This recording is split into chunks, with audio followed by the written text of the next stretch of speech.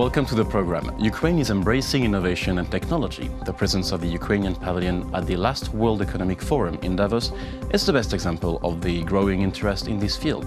Now joining us in our studio to talk about this topic and more is Alex Lutskiy, CEO of Innovecs company. Thank you for joining us. Thank you. So first question is going to be, of course, about Davos. What's your overview? You were there. What's your overview about this last forum and what Ukrainian IT there? No, I think as we all know, right, it was the first Ukrainian House in the last 50 years of Davos. I think it was people who was involved in preparation, and I know all of them by name, right? So I think they did a very good job. I think we have done a very big exposure of Ukraine, right, as I would say, innovation hub. I think the idea was to gather around like 75 people for each panel. I think what I read today from the newspaper actually was gathering even more. So I think it was a great success. I think it's a kind of first step to represent Ukraine, right, on a global market. And I think we should keep doing that more, right, to make Ukraine more stronger as an innovative technological hub in Eastern Europe, but also globally. So to make Ukraine stronger on that, in that perspective, what are the main challenges that IT is facing today? I think I would say it's not, I wouldn't call this like a challenge. I think Ukraine probably not as mature as, let's say, other countries who's been in IT for like many years. For example, India or other Eastern European countries. I think Ukraine basically been in this market for the last like 20 years. And I think today we have seen much more confidence, right, in clients who comes to Ukraine. We see more confidence in investors who invest money into Ukrainian company, either it's a service company, product company. I think we've seen in the last like 5 years, like more than $600 million was invested to our companies. So I think we start to get there. And I think to be more competitive, right, to be more stronger, we have to probably be more on a global market. So Davos was like one of those events where we came as a Ukrainian House. I think we have to be more like, for example, if I go to a different conference today, like Web Summit, right? We don't see that much Ukrainian speakers, Ukrainian leaders, Ukrainian CEO of big companies. I think we should do that more, and I think we will see Ukraine, I would say, very competitive, right? I would say even globally, right, in IT market. Because you said that maybe Ukraine is not mature, and it brings me to a certain point, which is obviously today Ukraine is facing some infrastructural problems, some deep structural problem, and it's also praised for its IT sector. So how would you explain this paradox? No, I think again, I think it's a lot of when we talk about the infrastructure, right? So I think yeah, of course we're not as, I think from the investor point of view, right? So we're not as polished and like good looking as, let's say, you're looking for, let's say, like Poland, other countries, and we have that issue, right? Because and I think, but things that not only IT, right, industry, but also the parliament, right, the country should focus on to create to polish all the laws, polish everything to make sure that when an investor comes in, he doesn't feel any complication to do business in Ukraine. I think that's one of the things that maybe stop some of the companies, right, come to Ukraine compared to, let's say, if you look India, if you look, let's say, like Poland or like Romania, right? So I think those kind of things we have to fix. Once that's fixed, right, I think Ukraine is, it's a big country, has like a lot of potential. Like I know for myself, because I used to be client of different outsourcing company living in US, and I think I look at from that angle.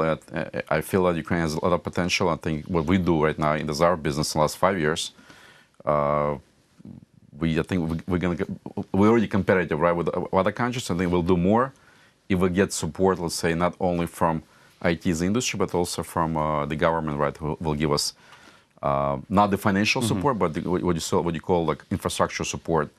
Either it's a law, taxation, different things that IP, that a lot of clients are, right, concerned. So that will create a lot of, will create more noise. So it's sort of process which goes right. all that will together. Put us together, right, and we're going to be basically like in the same line with anybody else. When we say IT, well, of course, it's a large word. What are the biggest trends that you could point out in Ukraine today? I think besides that, of course, the outsourcing market probably dominating, right? It's the biggest in Ukraine because that's what historically has been done. We definitely see today big growth in startup product companies that start to grow, and we see, like as I mentioned before, I think like more than $600 million was invested to Ukrainian startups, Ukrainian product companies. So that's definitely a new trend that will continue to grow. Also, I think what we've seen today, what we've seen in Davos, and I think one of the panels we've done in Davos was about cryptocurrency, which like has a lot of hype today globally, about machine learning, artificial intelligence, right? About the innovative hubs, right, that we built also in Ukraine.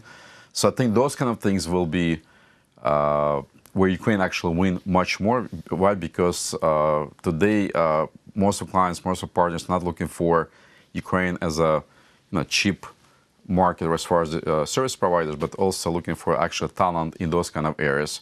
In this case, it's not about the money; it's about to really get the job done. I think Ukraine has a lot of advantage today when it comes to cryptocurrency. I think we're talking blockchain.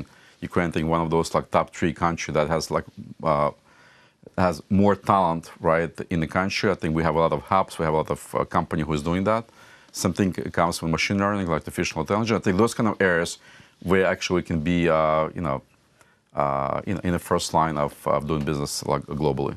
That's an interesting point you're raising here because cryptocurrency, of course, is the hot topic these days. It has its critics, of course, who see a bubble there. It has its defenders who see it as a future of money. I'm a bit black and white here. But in Ukraine, it has staunch defender. Do you think that, and some ideas also in the political field, went out saying that maybe cryptocurrency could be an interesting, and blockchain technology could be interesting perspective for the country. Do you think that Ukraine's economy could be and would be ready for that kind of, to go full into that kind of economy? I think it's a very good and tough question to answer, right? So I think I would separate like blockchain and cryptocurrency because I think there's a lot of confusion today, like blockchain, cryptocurrency, ICO. I think it's like 3 different things. I think blockchain as a technology definitely will continue to exist. I think we will see today even in our company, there's a lot of demand, right? Go using blockchain as a piece of technology, right, to integrate to the enterprise system the company builds, right? The cryptocurrency also will exist, right? The question is that will become a money tool to pay for something, and that will become more like an asset, like you could trade, like you trade today, let's say gold, anything else. So that's something to today is like a very difficult to answer. It will also depends how countries, like you say, Europe will take that as far as the regulations, right? So I think today definitely a lot of hypes. Again, blockchain will stay. That has nothing to do with the cryptocurrency, even though it's kind of cryptocurrency based on the blockchain, right? Blockchain will continue to go, right? Or other, let's say, like Ethereum, for example. Cryptocurrency, it's a big question today, and there's a lot of discussion. And so we'll see. I think in the next, let's say, 6-12 months, I think we should be able to see something that everyone will speak up, and I think country will start to take some action, right? Either good action or bad action against that. Now coming back to these competitive markets in Ukraine, especially in gaming begins to have a really growing, interesting market and skilled, talented engineer. Do you think there is a risk, though, because today, you talked about outsourcing, and what happens today in the cinematographic sector, for example, is that people come in Ukraine because it's cheap to shoot films, and then Ukraine don't necessarily have some benefits back from this kind of thing. Do you think it's how to ensure that it doesn't happen, not the same thing happen in gaming and in that kind of creative industry, also in IT? No, I think today, like when it comes, let's say, to outsourcing, for example, I think like not all of the companies comes today just because it's cheaper. I think today most of the company comes because everyone because today like time to market is more important than the actual pricing. So a lot of companies, of course, some company looking for something too cheap, right? Some company looking for companies or looking for talents that can produce quality of products, right? Regardless of the pricing. when it comes to IP, right, to develop their own, own IP, right, and run that in Ukraine, I think again that goes back to legislation where why like most companies prefer to use, let's say, U.S. law or like UK law, because that gives you protection. Because IP today is the asset of your business, right? So if you cannot protect that, then you can really do the business. So I think from that perspective, we should be able to see again. I think that should come from the government, like IP protection, right? The company should be able to come register the IP, not to worry about. And second thing, I think also the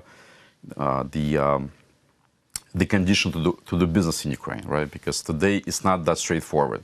It's not that easy, right? Like you do, let's say, in US. And like I said, but again, those kind of things I think we should today as a IT industry, IT association, right, work with the government. And at least today we see that, we were seeing in Davos, because we met a lot of people from parliament, a lot of people from, the president is also, I think it seems, let's say, they open, they listen, right? They're more innovative. They understand what we're trying to deliver for them to make it. So hopefully that's going to happen, right? And so the best way, all in all, is to have those structural. Yeah, we have to. I mean, that's what we like. What I know, like everyone was trying to do, like in the last 10 years, we have to get together and find what is the best for the country, and I think then let business to do it. And that's hopefully what's going to happen. Well, thank you very much for coming in our studio. It was a pleasure to have you in the studio. That was Alex Lutskiy, CEO of Innovecs company. Thank you for watching the program. Stay tuned for the rest.